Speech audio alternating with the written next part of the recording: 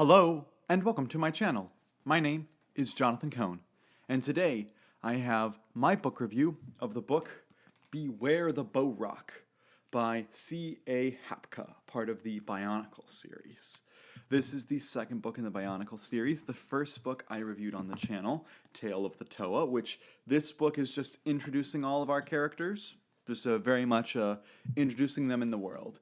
And I thought it was very entertaining. I thought that it had some problems in some of the pacing and in the climax could have been bigger, but I thought it was a very entertaining book. And did a good job of establishing everything. And then you have this book, which is a little bit shorter, Beware the Bohrok, but it is very much an action-packed book. It's a very fun book to read.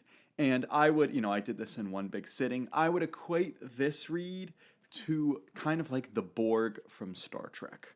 The Bohrok are this type of hive mind mentality that are they have things controlling them that are causing them to these creatures, these kind of biological, technological creatures to act up and start doing bad things. And so our heroes, the Toa, who you see on the back of the cover of the books, their job is to go and stop the Bohrok and to protect their villages. And each Toa has a village that is distinctive to them.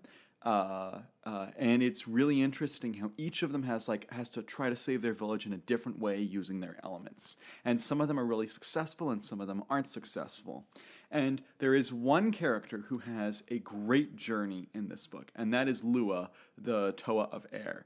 Lua, he is the funniest character, and he is the character with the most personality. The way he combines words like fight power or hit point, like he'll combine two words together that don't need to be combined. And then he just has a sense of humor about him. He's very lighthearted, which is kind of funny since he's the Toa of Air. He's lighthearted. Anyway, he gets a character journey in this book, which is, it's a pretty short book, but he still gets a character journey, which I was very impressed with. In his character journey, you see him have to deal with fighting the Bohrok, and you see his fear of failure. You see his determination not to let the enemy win. You see his dedication to his friends, and you see him accepting his role among the other Toa. And so I quite enjoyed the book for that because it actually had a character journey for the characters. The rest of the characters didn't get too much to do. Like they each got like a scene or two here of action and whatnot. And there were plenty of villains, but really it's Lua's book, if I'm being honest, which I liked because I like the character.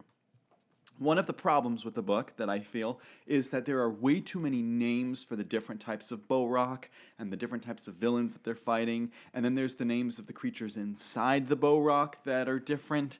And when you have, for a kid's book, it needs to be easy to follow for the kids, for one.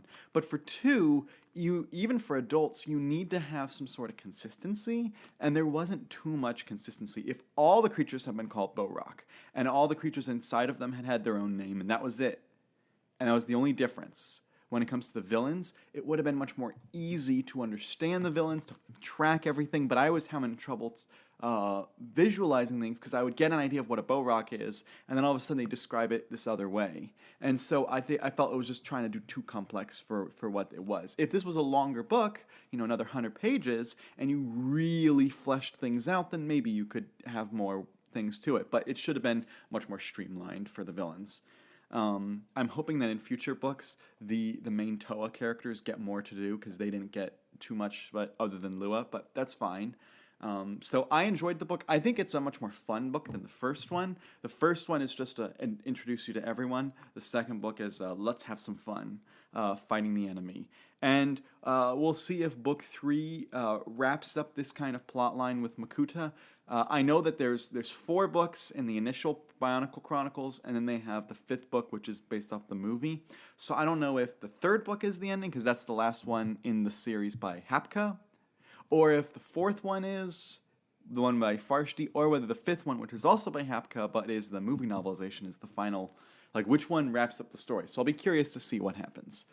So overall, I really enjoyed it. I'd give it like an 8 out of 10. Not perfect, but a very enjoyable kids book. Biggest problem was the villains, too hard to follow all the names. So if you have read this book or this series, or you're a Bionicle fan, or you've read the comics, let me know your thoughts down in the comments section below.